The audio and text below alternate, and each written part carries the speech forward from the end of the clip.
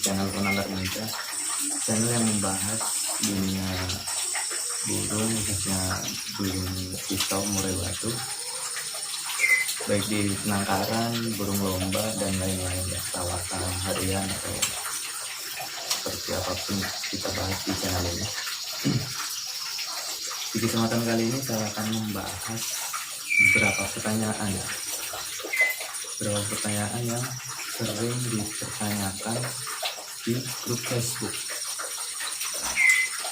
Jadi pertanyaan yang sering muncul di Facebook yang belum sempat saya bikin videonya, saya screenshot dan nanti setelah ada waktu biasanya saya akan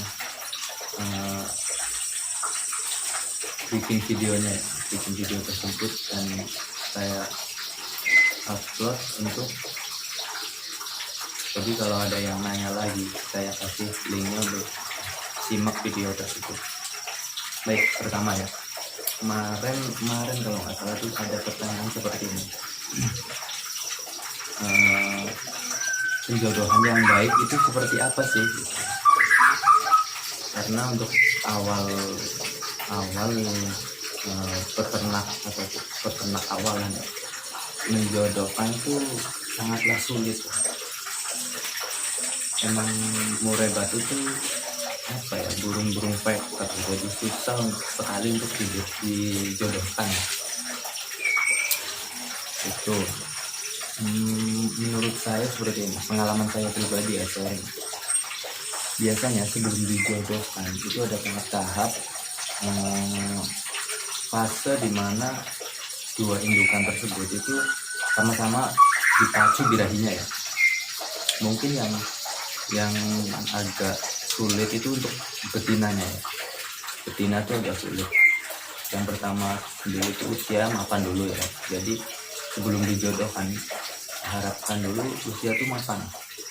Mapan tuh dalam arti siap untuk bereproduksi ya, untuk bertelur atau diternakan. Yang kedua, sehat dari semuanya, dari fisik, terus dari kutu atau segala macam gitu. Jadi jodohan yang baik itu seperti itu. Terus sebelum si betina masuk ke dalam kandang ternak, alangkah baiknya tuh dipacu birahinya dengan cara seperti ini. Biasanya kita siapkan kandang kotak kecil atau kandang bulat, nggak apa-apa, seperti saya juga punya itu. Nah di dalamnya tuh kita kasih ini glodok buatan yang kecil, pakai kardus atau apa gitu. Kita taruh susu, kasih EF yang banyak, bukan banyak sebenarnya, EF yang cukup komplit, istilahnya seperti kandang tangkaran. Bisa kasih serabut untuk bikin sarang juga, dari daun cemara atau daun pinus dan lain-lain, terserah, itu masing-masing orang beda-beda kan. Jadi setelah si betina itu biasanya dia sudah manggil. Oh ya, jangan lupa juga untuk ekstra rawatan hariannya diperhatikan juga ya. Pagi embunnya dikejar, terus jemurnya, mandinya itu sangat rutin. Kalau sebelum kita tangkarkan, kita masukkan ke kandang ternak, kita rawatan seperti itu rutin supaya si betina cepat untuk birahi, untuk dapat birahinya cepat. Biasanya sebenarnya gampang ya, untuk supaya cepat jodoh itu gampang. Kuncinya tuh di birahi. Kalau sama-sama birahi itu udah enak, gak usah dijodohkan, ditempel pun biasanya udah langsung leper, udah di jantan udah gak galak ke betinanya itu. Nah, setelah proses itu dilalui dalam seminggu atau kurang lebih minimal 5 hari, udah kelihatan si betina tuh angkat sarang ke bikin sarang di dalam kurung kotak atau kurung bulat tersebut. Biasanya saya nama itu kandang pacu birahi ya. Gitu. Nah setelah itu kita apa yang dilakukan, biasanya saya masukkan dulu betinanya nih. Si betina kita masukkan ke dalam kandang ternak 3 hari atau 2 hari supaya beradaptasi dulu. Nah setelah itu jantan baru nih kita masukkan ke kandang ternak dengan cara, kalau masih ragu ya untuk pemula, kita kasih kurung kotak. Nah kita tempelin di dalam kandang ternak atau kita taruh di dalam kandang ternak supaya si betina tuh ngerti ini tuh jodohnya gitu. Jadi jangan langsung kita lepas dua-duanya, tapi betina dulu ya, kuncinya betina dulu. Biasanya kalau betina dulu si jantan juga nggak terlalu agresif untuk menguasai wilayah tersebut ya, karena si betina dulu yang udah masuk ke kandang tangkaran gitu. Nah, setelah 3 hari biasanya terlihat dengan si betina itu udah mulai ngerayu-ngerayu juga, udah mulai ngedeket, terus si jantan juga udah mulai nggak galak ya. Biasanya kalau galak sama birahi itu beda ya.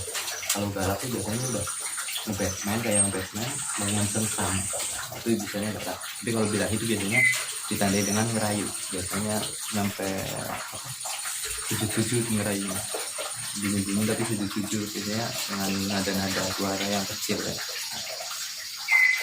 Kalau udah terpantau seperti itu, biasanya malam juga biasanya si betina itu tidurnya berdekatan ya.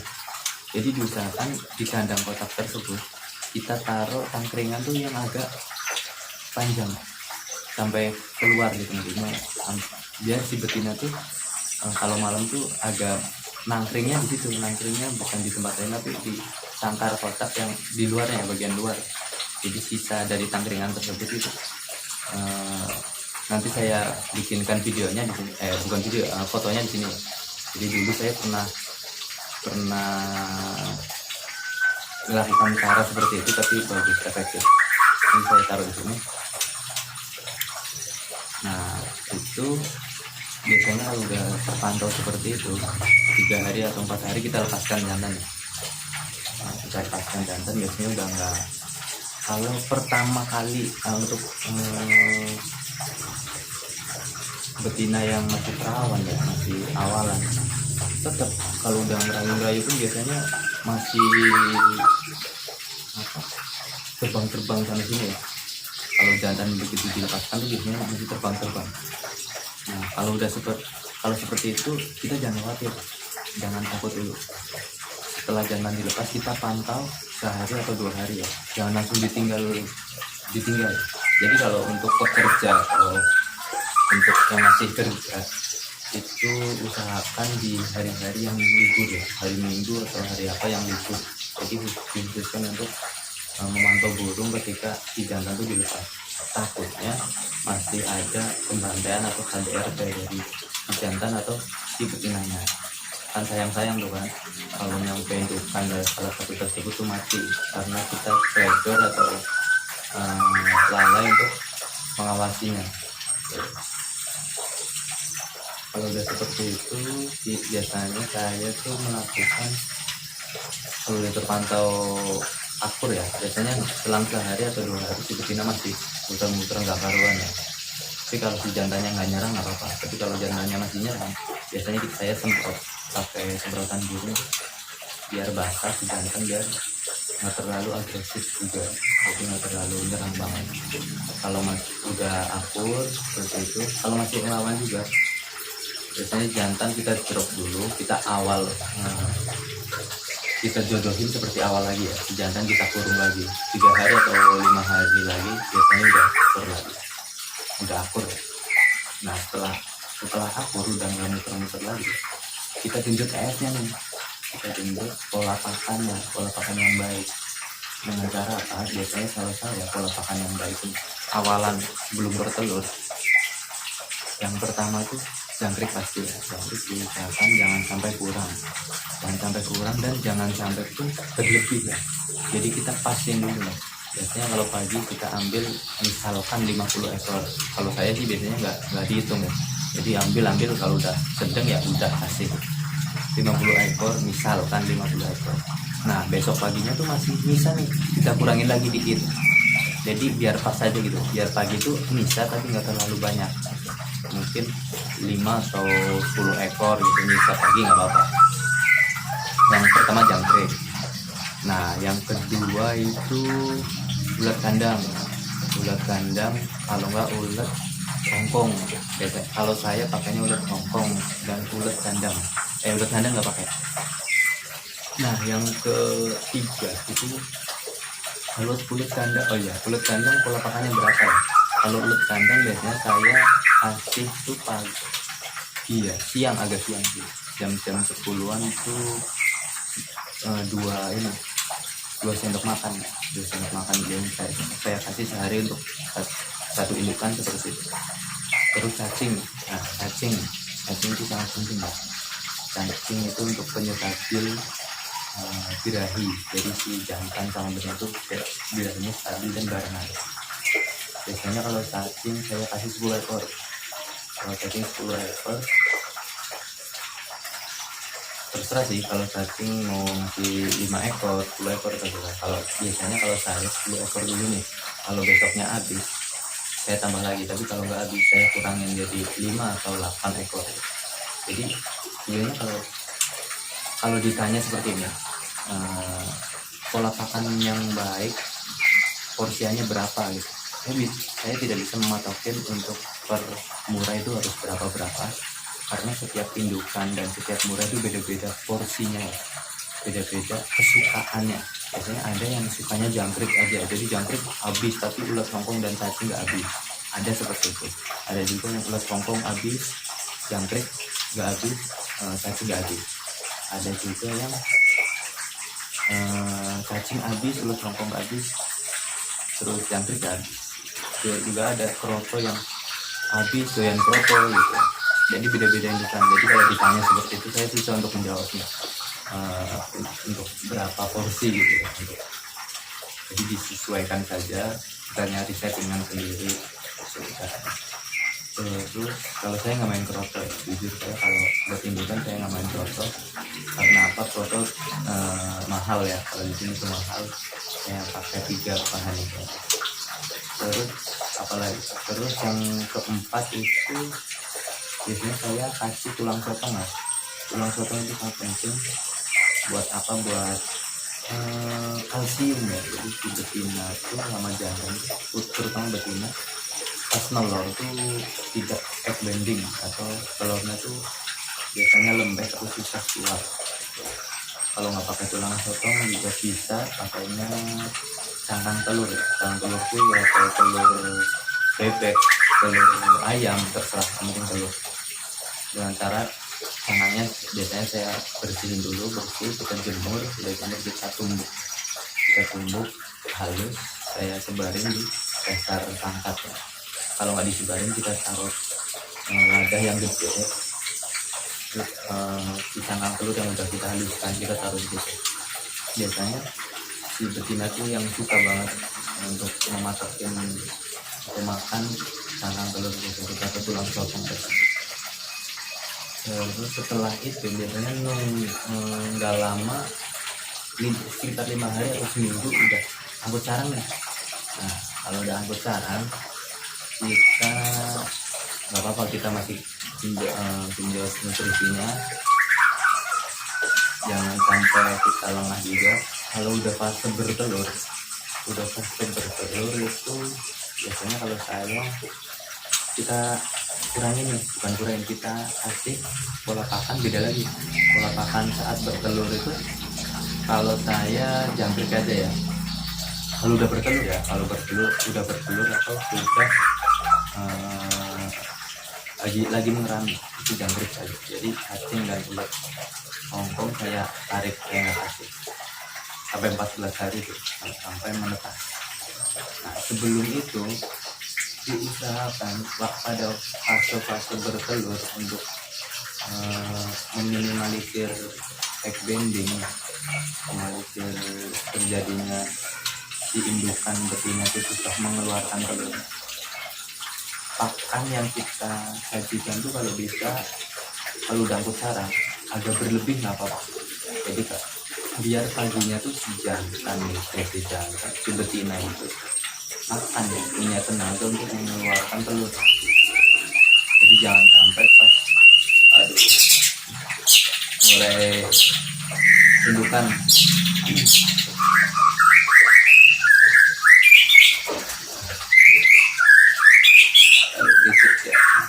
Maaf ya teman-teman, saya bikin videonya di dekat di belakang kandang ternak.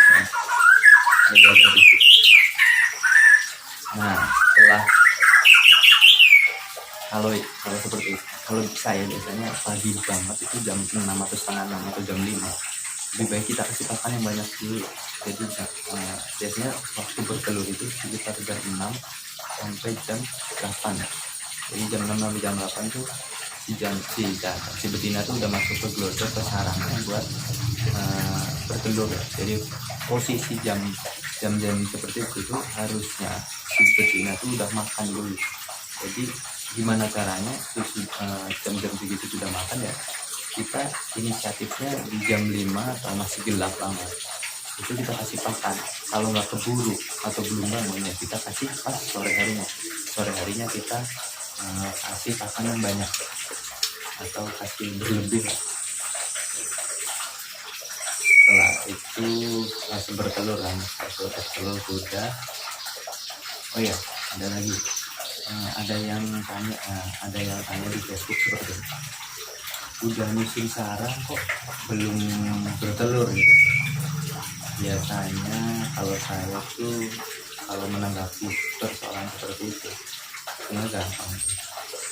Biasanya yang pertama si indukannya itu masih baru tuh masih perawan gitu. Biasanya masih perawan, masih baru, belum kawin, dia belum kawin, cuma masih belajar musim sarang saja ya. Biasanya itu. Yang kedua tuh memancing si jantan supaya cepat ngawinin gitu. Jadi yang birahi cuma si betinanya, si jantannya belum. Ya kita kalau seperti itu nggak apa-apa, itu bagus kalau udah musim sarang itu bagus. Terus ada lagi seperti ini, kalau telurnya zong itu gimana ya? Kalau zong itu banyak banget penjabarannya ya sebenarnya. Jadi nggak bisa cukup 1 atau 5, karena yang pertama telur zong itu pasti si jantan tuh nggak ngawinin ya. Jantan nggak ngawinin betinanya. Jadi masalahnya tuh si jantannya, si betinanya udah mau bertelur nih, udah bagus. Jadi kita jantannya kan bermasalah. Coba kita genjot dulu di vitaminnya, pola pakannya yang benar atau gimana gitu, biar si jantan tuh mau ngabinin. Jadi si jantan tuh belum birahi gitu, harus seperti itu ya. Jadi kalau zong itu banyak, biasanya kuncinya tuh di jantan. Kalau udah zong berarti kan si betinanya udah bagus nih, udah mau bertelur. Tinggal si jantannya kita kasih vitamin biar supaya birahinya itu dapat. Ini intinya itu. Kecuali si jantan udah ngawin tapi nggak mau bertelur, itu berarti kuncinya di si betinanya. Mungkin itu saja ya. Ini videonya sudah terlalu panjang, mungkin takutnya bosan yang nonton ya. Mungkin untuk pembahasan lain atau masalah lain saya bahas di video berikutnya. Dan jangan lupa untuk like, subscribe, dan share, karena perlu diingat di 1000 subscriber, 1000 ya, ingat 1000, saya janji akan membagikan giveaway berupa trotolan murai batu hasil tangkaran saya pribadi. Nah ya, di sini ada 4 ekor, ini ada 4 ekor murai batu umur 22 harian. Ini jantannya 3, betinanya 1, jelas banget. Ini bukan promo ya, ini habis kasih makan ini. Tuh, oke, itu saja. Dan jangan lupa untuk subscribe ya, subscribe itu gratis. Dan jangan lupa dipencet loncengnya biar nggak ketinggalan video selanjutnya. Cukup sekian, wassalamualaikum warahmatullahi wabarakatuh. Salam hijau manis.